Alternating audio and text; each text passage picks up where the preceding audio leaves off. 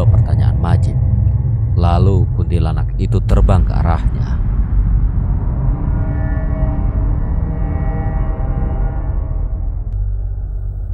Melihat sosok itu terbang ke arahnya, tak ada pilihan lain selain lari.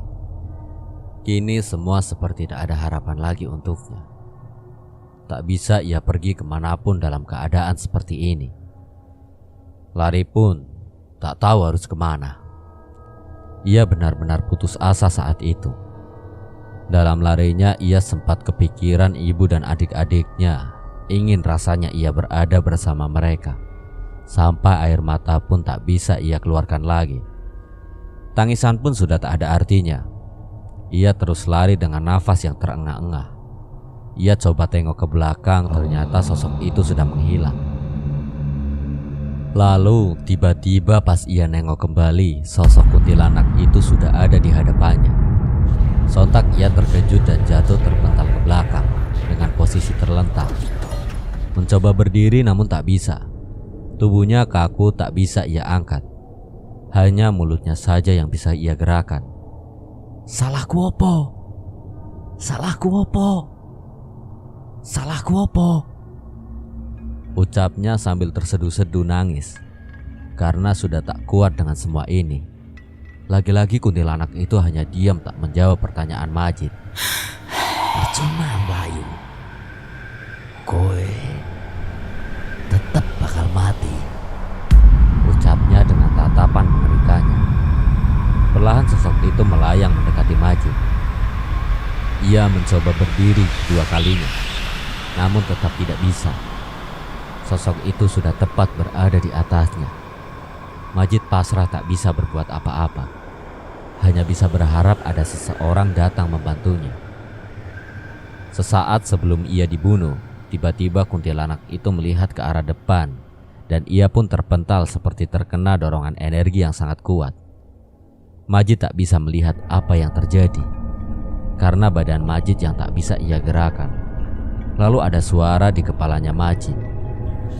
Lu Majid, temok norogomu. Saiki kowe lagi nang alam gaib. Rogomu enek ning tempat awal kowe tiba saka motor. Lungo. Ucap suara itu seperti tak asing di kepalanya. Dan benar saja itu adalah suaranya Kiai Ali. Ragaku. Bukankah aku ada di sini? Maksud Kiai apa? Bingung ia mendengar perkataan Kiai Ali. Lalu, "Cepet lungo," ucapnya tegas. Ia coba berdiri dan pergi menjauh dari tempat itu. Terlihat sosok itu masih tergeletak di aspal. Ia gunakan kesempatan itu untuk pergi menjauh. Terus ia lari menjauh kembali ke tempat pertama jatuh dengan perasaan yang sudah tak karuan dan nafas yang ngos-ngosan. Saat sedang lari ia melihat motornya tergeletak di aspal. Sempat ingin mengambilnya namun ia urungkan karena nyawanya sekarang dalam bahaya. Kemudian tak lama ia melihat gubuk yang tadi. Di sini Majid kembali diganggu oleh sosok nenek-nenek menyeramkan itu dengan menodongkan celurit ke arahnya sambil tertawa ngeri. Hampir ia terkena tebasan celurit itu, namun beruntung bisa menghindar. Dada mulai terasa nyeri dan sesak. Kaki mulai mencapai batasnya. Ia sempat terhenti menghela nafas, namun tak lama karena ia harus cepat-cepat sampai di sana. Terengah-engah nafasnya. Keringat bercucuran membasahi seluruh badan. Jantung pun berdegup dengan kencangnya. Tiba-tiba, brak! Di depannya ada sosok pocong menghadangnya dengan wajah hitam mengerikan. Terlihat dari arah kanan ada sebuah mobil dan perempuan yang sebelumnya sempat ia tolong. Perempuan itu tertawa ngeri dengan wajah pucatnya dan mata merah menyala. Majid pun jatuh lagi di situ. Ia melihat ke arah depan dan sontak menghindar karena pocong itu mau meludahinya. Hampir sedikit lagi ia terkena. Ia pun bangun lagi dan pergi dari situ. Pocong dan perempuan itu rupanya mengejar Majid. Arep lunga ning endi kowe? rupanya itu suara genderuwo yang tengah menghadangnya di tengah jalan. Majid bingung harus lari kemana. Sudah tak ada jalan lagi. Malam itu ia benar-benar dikepung oleh demit. Tolong! Teriak Majid yang mentalnya sudah drop parah. Di situ ia hendak ditangkap oleh sosok genderuwo, tiba-tiba sosok itu pun terpental jauh. Seperti yang terjadi sama kuntilanak merah. Lalu ia pun mendengar suara Kiai Ali lagi. Cepat lungo, aku ra iso suwe jagani kowe, Cid, tuturnya. Ia kerahkan semua sisa-sisa tenaganya itu. Setelah lama ia lari dengan terpingkal-pingkal, akhirnya sampai dan melihat tubuhnya yang sudah tergeletak 5 meter dari motornya. Majid bingung dan tak tahu bagaimana caranya agar ia bisa masuk ke dalam tubuhnya lagi. Sedangkan beberapa sosok masih mengejarnya. Kemudian Kiai Ali membisikkan telinganya lagi. Meremno mripatmu lan konsentrasi. Tutno arahku. Tak banyak pikir panjang, ia pun langsung mengikuti apa yang diperintahkan Pak Kiai.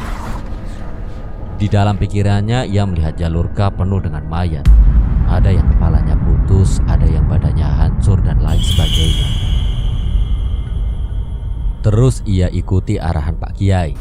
Ia pun melihat sebuah pintu berdiri di antara tumpukan mayat dan ia harus masuk ke dalamnya. Tak mudah melewatinya karena bau busuk yang sangat menyengat. Walaupun hidung sudah ia tutup, namun baunya tetap tercium. Perlahan ia jalan, sempat sesekali ia berhenti karena tak kuat melihat mayat itu dan bau busuknya. Setelah beberapa saat ia jalan, akhirnya ia sampai di depan pintu itu dan ia pegang gagang pintunya. Ketika hendak membukanya, tiba-tiba entah dari mana sosok kuntilanak merah datang dan memegang tangannya. Sontak ia terkejut hampir terjatuh karenanya. Kali ini Majid lawan semua rasa takut itu dan mengucapkan Allahu Akbar dengan sangat kencangnya sampai sosok kuntilanak itu terpental dan menghilang. Pintu pun sudah berhasil ia buka. Lalu Majid masuk ke dalamnya. Ia coba membuka mata dan sekilas seperti melihat seseorang membopongnya masuk ke dalam mobil. Dan setelah itu ia tak sadarkan diri. Cerita ini dari sudut pandang salah satu polisi, sebut saja Eko, yang berusaha mencari keberadaan Majid bersama rekannya Andi dan Rizal. Sore itu tepat pukul 6 sore, 3 mobil polisi masuk ke jalur K untuk mencari pemuda yang dikatakan oleh beberapa warga. Waktu itu sudah gelap dan lampu penerangan di jalur K mati. Semua tak ada satupun yang menyala.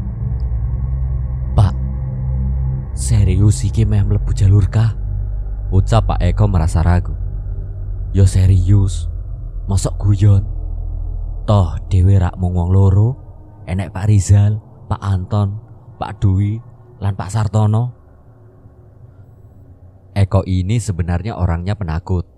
Cuman karena pekerjaannya jadi ia selalu terlihat perkasa dan kuat. Kemudian Andi pun sambung bicara. Tapi tenan ora yo apa sing dimaksud masyarakat mau? Nek enek wong sing lewat jalur K? Ucapnya yang serupa merasa ragu. Kemudian mereka pun bicara ke mobil rekan lainnya melalui HT masing-masing. Ternyata mereka berempat pun merasa ragu. Tapi mau tak mau mereka harus tetap jalan sampai pepohonan tumbang itu. Pikir mereka jika pemuda itu sampai di pepohonan tumbang, pasti dia akan kembali dan mereka pasti akan berpapasan. Terus mereka berenam jalan. Tiba-tiba, dar! Suara ban mobil Dwi dan Sartono pecah. Sontak Eko dan Andi pun berhenti dan keluar dari mobil.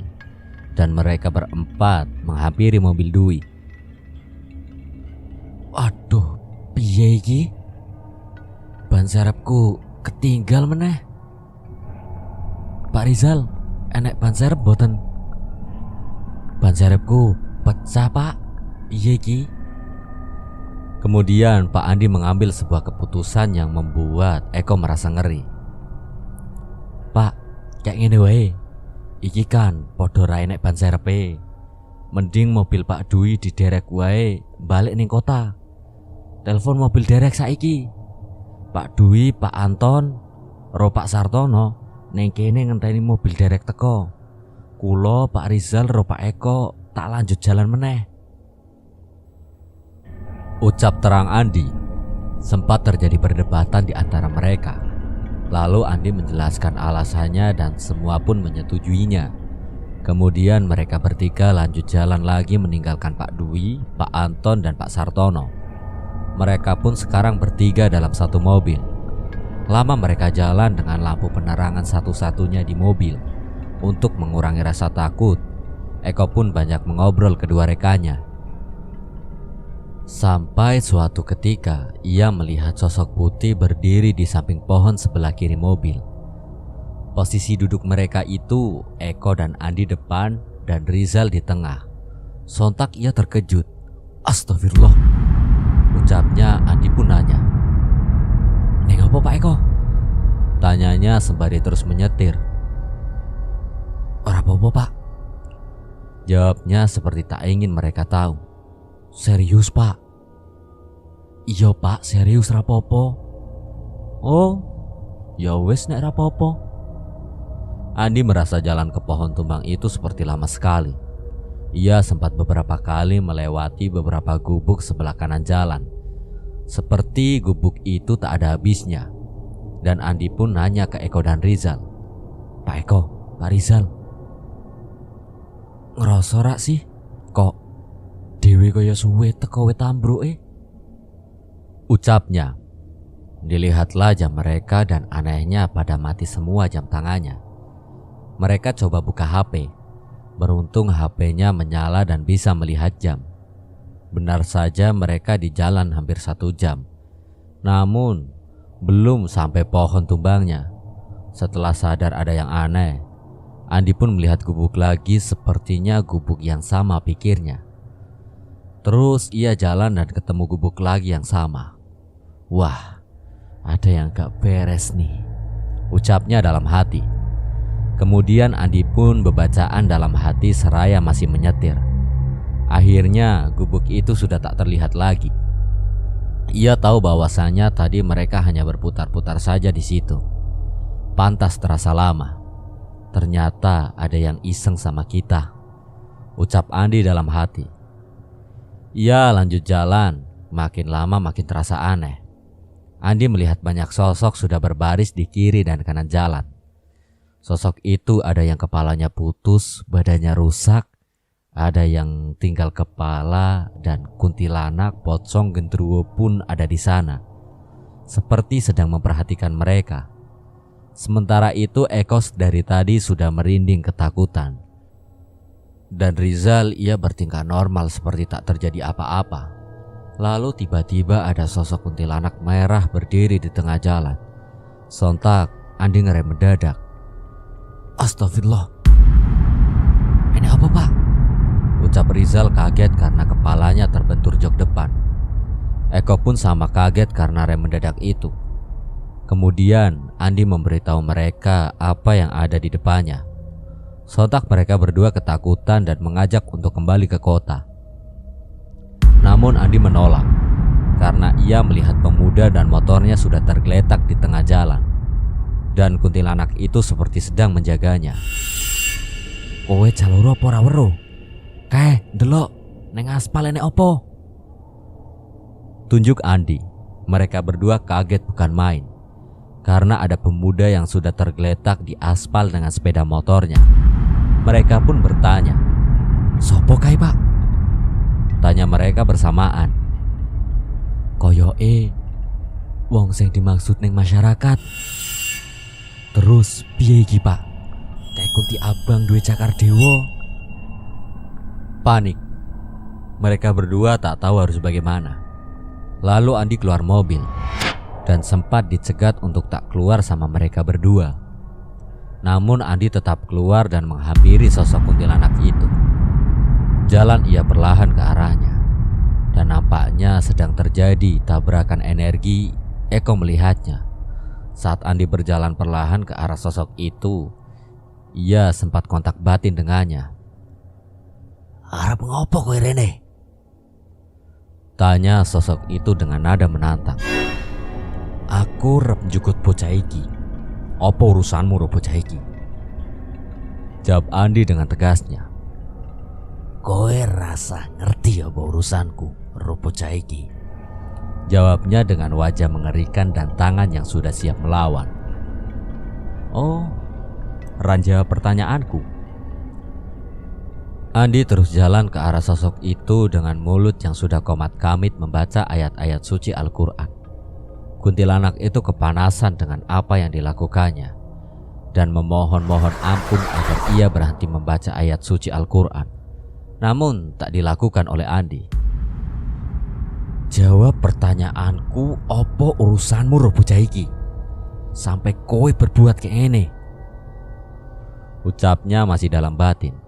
Kemudian tak kuat menahan napas yang serasa terbakar, sosok itu pun bilang ke Andi,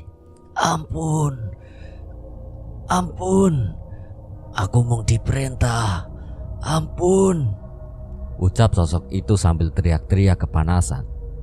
"Sopo sing perintah kowe?" tanya Andi dengan garangnya. Di suatu sisi Eko dan Rizal hanya bengong di dalam mobil melihat Andi yang ternyata punya kelebihan seperti itu. Mereka melihat Andi sudah ada di depannya, namun sosok itu terbungkuk seperti memohon-mohon ampun ke Andi, pikir mereka. Kuntilanak itu memberitahukan siapa yang menyuruhnya. Lalu Andi pun membiarkannya pergi dan jangan ganggu pemuda itu lagi. Dan kuntilanak itu pun menghilang. Kemudian Andi menghampiri Majid memeriksa apakah masih hidup atau tidak. "Hei, rene metu. Bantu angkat bocah iki," ucap Andi seraya melambaikan tangan ke arah mobil.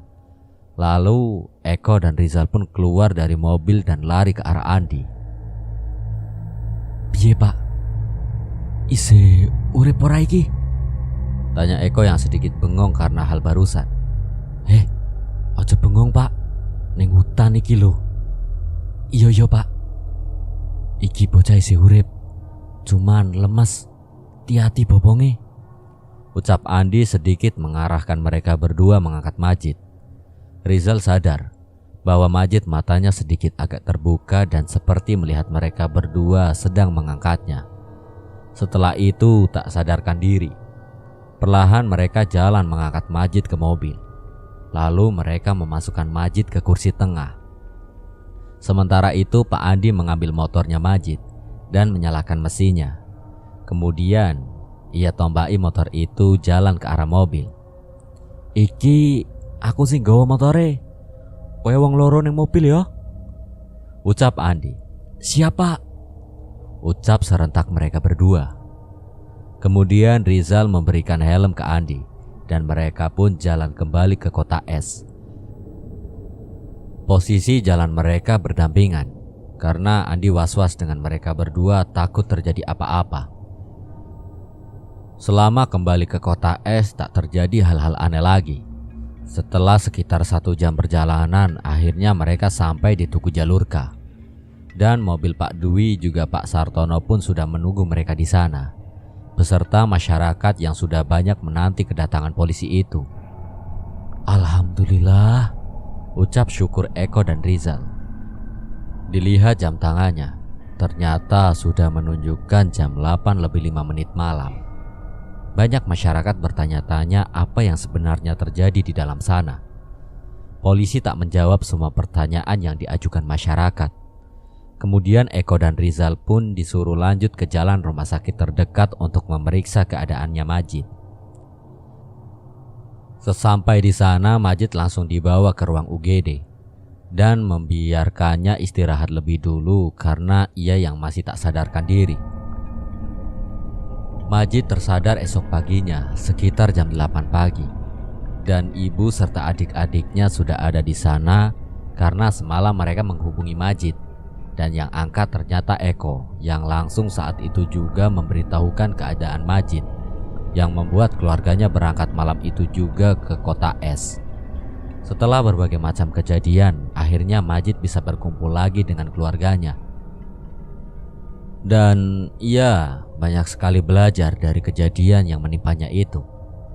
Majid pun diberitahu oleh ibunya soal siapa yang membantunya saat itu.